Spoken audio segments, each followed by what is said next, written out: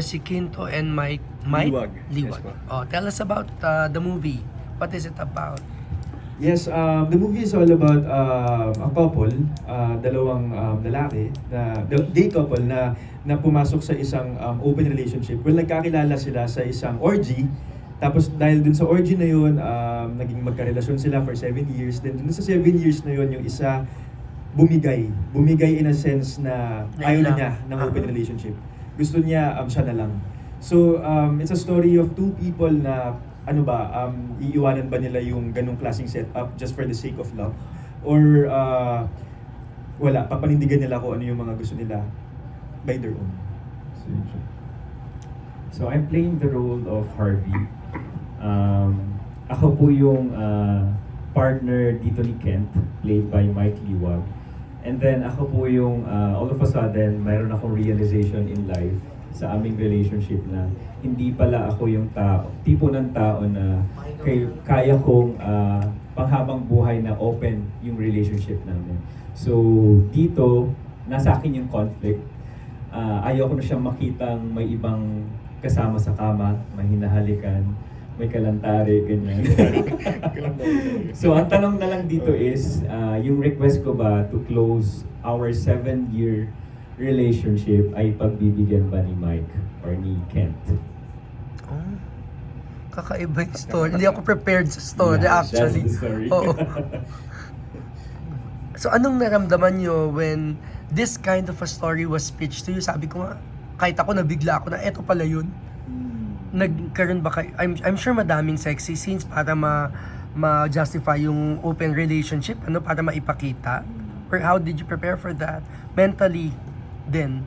Well, it's a good opportunity that our characters will represent people who are into open relationship. And as for the preparation, I already did a movie with Idea First, which is Table for Three. So I think doon ako medyo nabigyan ng ng experience sa ganitong klaseng mga pelikula. And then siguro masasabi ko lang po na mas nag-adjust ako sa mga eksena wherein marami po kaming kasamang ibang guys doon sa sex scene. Doon ako medyo nag-adjust. Pero since nasa amin yung focus ng camera ni Kent, I think nagawa naman namin siya ng maayos. Some of the guys kasi from the orgy scene, we respect na some of them hindi willing magpahalik, ganyan. So may mga limitations. So may orgy scene. Okay. Walang awkwardness sa inyo? Actually, yung awkwardness, siguro sa umpisa hindi naman po siguro mawawala talaga yung awkwardness. Lalo na kung ganun kadami yung lalaki na nandun sa loob ng isang room tapos gagawin namin yung mga ganung klase eksena. Siyempre hindi po mawawala yung awkwardness, pero yung sa amin naman ni JC naman, yung mga love scenes namin dito, since sobrang giving actor siya, yun, para sa akin hindi naging mahirap para makatrabaho or magawa yung mga eksena na dapat namin gawin.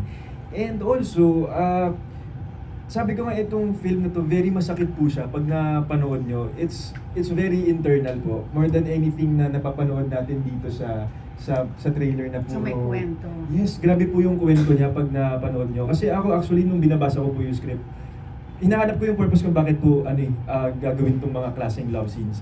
So feeling ko, very necessary po lahat yan talaga para talagang ma-establish kung bakit ganun yung story. And yung story masakit po siya for me kasi ilang beses kaming yung mga drama scenes namin dito ni Jessie, sobrang mabibigat po talaga. Nagkaroon kayo ng sensual workshop?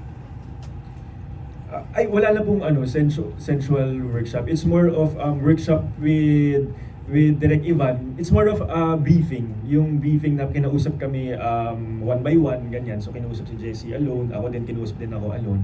Tapos pinagsama na kami, yung parang yung before the shoot, diba?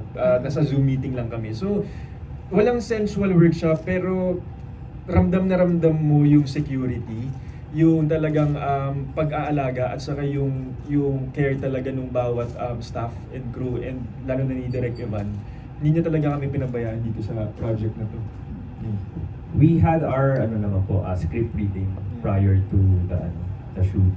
Pero yun nga, it's just a Zoom meeting. Hindi pa kami nag-meet noon. Nag-meet na lang talaga kami on the day itself ng shoot na.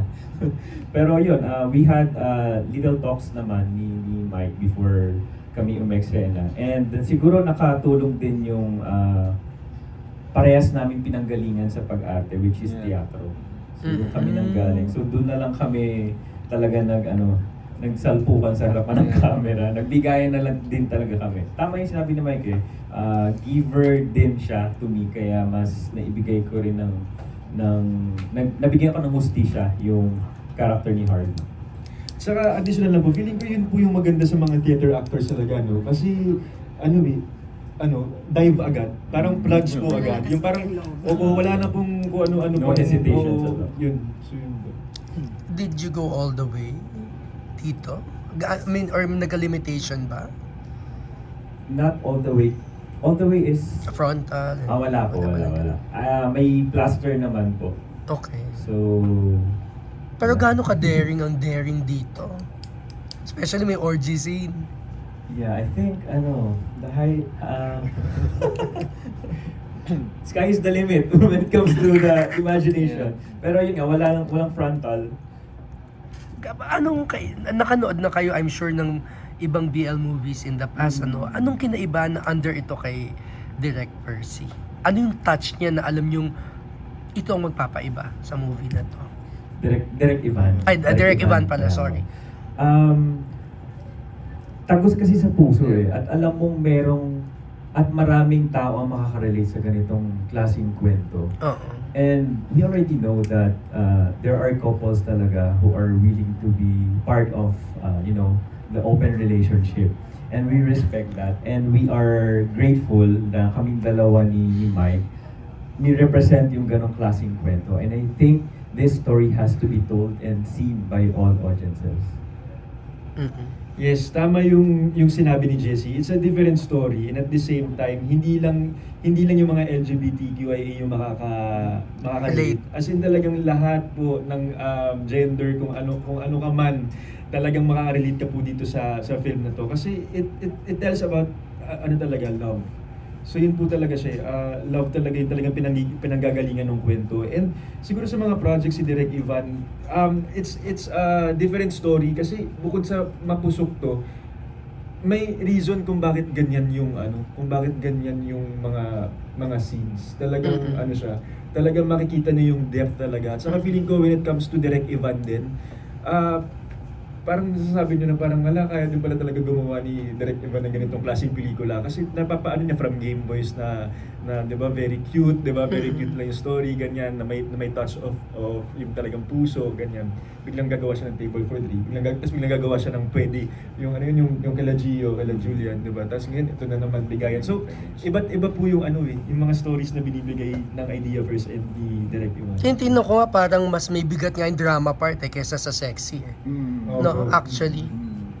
Doon mo makikita actually yung substance ng material Maraming makaka-relate. And tama nga, yung sinabi rin ni Mike na hindi lang mga LGBTQIA+ community yung makaka-relate. Pati yung mga all sex and genders din talaga. Sa linyahan pa lang ni Harvey na parang sabi niya na ayaw ko nang makita ka na may ibang kasex.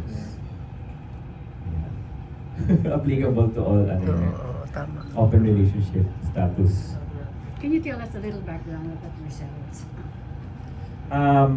I'm a pageanteer, ma'am. So, currently the Mr. Grand Philippines 2023 International 5th runner-up. Ang background ko po talaga is theater. So, doon po talaga ang passion ko sa pag-aarte. Anong company? I attended workshops with PETA. Okay. And then, yun, nagsunod-sunod po yung mga projects ko. But not with PETA company, but with other, theater companies. And then, I'm also a TV commercial po, print ad, and a model. So, yun po. That's what I do.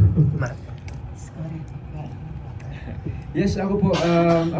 Since high school kasi sa CSA, umaarte-arte na talaga ako. Tapos idol ko na sila Jericho Rosales, ganyan. O, sila Piolo, ganyan. Mga ganong, di ba mga very 90s. Si Coco ganyan. Martin. Go. Since dito siya nag-start. Tapos ano po, 2008 po, pumasok po sa college sa UST naman. Doon po ako nag-start talaga mag-theater sa Teatro Tomasino. So, yun, doon talaga nahasa yung pag-arte ko po with the training po nila Direk Eric Salud, 'di ba nila Kuya John Lapus, ganyan. So, marami po ako natutunan doon at saka yung mga natutunan sa mga seniors. Then when I graduated po after nung sa UST, yun, nag-start na po gumawa ng mga short films sa mga iba't ibang universities like po yung mga CSB, ganyan, mga Lasal, UP, ganyan, Ateneo, ganyan. Tapos yun, hanggang sa nag-venture into film po. Tapos from time to time po, gumagawa po ako ng play. So latest play ko po is with PETA, yung sa nung Under My Skin. That was 2020, bago mag-pandemic. Kasi weeks before pandemic, nag-cut down kami kasi biglang nagkakaroon na doon ng virus. Ganyan. Natamaan. Opo. Tapos ito lang, recently kakagawa ko lang ng No Limit Angere na play with Artist Playground, ganyan. Ayun, doon kita Opo. nakita. Tapos TV din po ang ginagawa ko pong teleseries, kakatapos na po ng High Street. Yun, so yun po yung more of ano po talaga, theater and film yung mga ginagawa ko po talaga. Parang lumalabas ito ang pinaka-sexy mo. Ano po? Parang lumalabas ito ang pinaka-sexy mong project. Siguro po, ito po, or yung una at pangalawa. Kasi nakatatlo na po akong ganitong TV. Okay. So, pero siguro ito po yung parang sexy in a way na talagang bigay na bigay. Todohan. Opo, with orgy and all. So, Alright, maraming salamat po. I do have to cut you short there as we do have a time limit per pair. Maraming salamat Salamat. po. And then, there's Yes, we